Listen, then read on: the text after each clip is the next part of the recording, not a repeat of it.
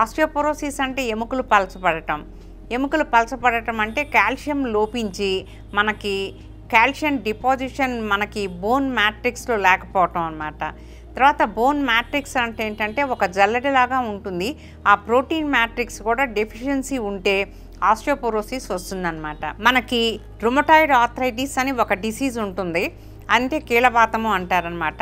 ఈ కీళ్ళవాతంలో కూడా మనకి ఆస్టియోపోరోసిస్ ఎక్కువగా ఉంటుందన్నమాట. అలానే కొన్ని థైరాయిడ్ హార్మోను ఎండోక్రైన్ ప్రాబ్లమ్స్ ఉన్న వాళ్ళకి, అంటే ఏంటంటే గ్రంథుల కణాలు కొంచెం పారాథైరాయిడ్ హార్మోన్ ఎక్కువ ఉన్న వాళ్ళకి, ఇలా కొన్ని ఎండోక్రైన్ డిసీజెస్లో కూడా ఆస్టియోపోరోసిస్ ఎక్కువగా ఉంటుందన్నమాట. ఆస్టియోపోరోసిస్ అంటే ఏంటి, దానికి అసలు ఎందుకు మనం ఇంపార్టెన్స్ ఇవ్వాలి అంటే, ఆస్టియోపోరోసిస్ మనకి ఎక్స్రేలో కూడా క్లియర్గా కనిపిస్తుంది అనమాట. మనకి మంచి ఎక్స్రే తీసుకుంటే ఆస్టియోపోరోసిస్ మనకి ఎక్స్రేలో కూడా క్లియర్గా కనిపిస్తుంది. దాని మూలంగా మనకి వచ్చే నష్టాలు ఏంటంటే, తట్టుకొని మీరు పడితే కూడా చిన్నగా ఏం లేదండి, కాఫీ కప్పు టేబుల్ పైన పెడదామని లేచాను, పంచె తట్టుకొని మళ్ళీ కుర్చీలో కూర్చున్నాను, అంతే హిప్ ఫ్రాక్చర్ అవ్వటానికి కొద్ది క్షణాలే పడుతుంది అనమాట. దాంతో మనకి ఎన్నో అవస్థలు ఉంటాయి. దాన్ని హిప్ రీప్లేస్మెంట్ చేయటము, తర్వాత రొకాంట్రిక్ ఫ్రాక్చర్ అయితే దాన్ని మనం పిఎఫ్ఎన్ అని ఒక పెద్ద అంటే లైక్ నెయిల్ లోపలికి పంపించి నెక్ని ఫిక్స్ చేయటము, ఇలాంటివన్నీ ఉంటాయి. అవన్నీ హిప్ ఫ్రాక్చర్స్ అనమాట. ట్రివియల్ ఫాల్ అంటాం అనమాట. ట్రివియల్ ఫాల్ అంటే ఏంటంటే కొంచెం తట్టుకొని కింద పడితే ఫ్రాక్చర్ అయిపోతాయి అన్నమాట. ఆస్టియోపోరోసిస్ రాకుండా జాగ్రత్తలు ఏంటంటే, మీరు రెగ్యులర్ చెకప్స్ చేయించుకోవాలి. DEXA scan is the main indicator for osteoporosis అనమాట. డెక్సా స్కాన్లో మనకి క్లియర్గా తెలుస్తుంది. అలాని రిమోట్ ప్లేసెస్లో ఉండే మీరందరూ డెక్సా స్కాన్ మీకు అందుబాటులో ఉండదు.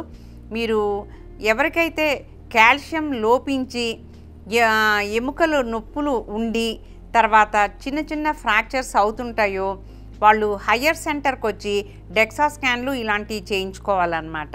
కాల్షియం ఎంత ఉందో వెంటనే మనం చెక్ చేయించుకోవాలి. కాల్షియం మనకి తక్కువగా ఉన్నప్పుడు వెంటనే కాల్షియం సప్లిమెంటేషన్స్ తీసుకోవాలి. తర్వాత మనకి ఈ ఆస్టియోపోరోసిస్కి చాలా మంచి డ్రగ్స్ వచ్చినాయి అన్నమాట. ఈ ఆస్టియోపోరోసిస్ అనేది ఏంటంటే ఎముకల్లో కంటిన్యూస్గా ఆస్టియోక్లాస్టిక్ యాక్టివిటీ, అంటే ఏంటంటే ఎముకని పలచబడేలాగా చేయటం అన్నమాట. ఆస్టియోక్లాస్టిక్ యాక్టివిటీ ప్లస్ ఆస్టియోబ్లాస్టిక్ యాక్టివిటీ, ఎముకలు గట్టిపడటానికి ఒక యాక్టివిటీ ఉంటుందన్నమాట. ఈ రెండు యాక్టివిటీసు సైమల్టేనియస్గా జరుగుతూ ఉంటాయన్నమాట. ఎలా అంటే 2 రకాల డ్రగ్స్ ఉంటాయన్నమాట. ఒకటి ఆస్టియోపోరోటిక్ యాక్టివిటీ, ఆస్టియోక్లాస్టిక్ యాక్టివిటీని తగ్గించేవన్నమాట.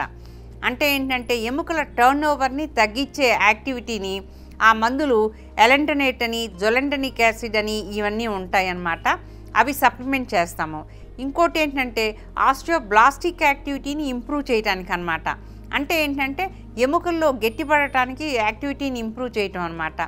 మీకు ఒక రిస్ట్ దగ్గర ఫ్రాక్చర్ అయినా, కాలి దగ్గర ఫ్రాక్చర్ అయినా, అంటే పెద్దగా ఇంపాక్ట్ ఏం లేకుండా, అంటే రోడ్ ట్రాఫిక్ యాక్సిడెంట్స్ ఇలాంటివి కాకుండా మీరు ట్రివియల్ ఫాల్, కొంచెం దెబ్బ తగిలి మీ ఎముకలు ఇరిగితే మీరు వెంటనే ఒక డాక్టర్ దగ్గరికి వెళ్ళి డెక్సా స్కాన్ చేయించుకొని సరి అయిన మందులు వాడుకోవటం చాలా మంచిది.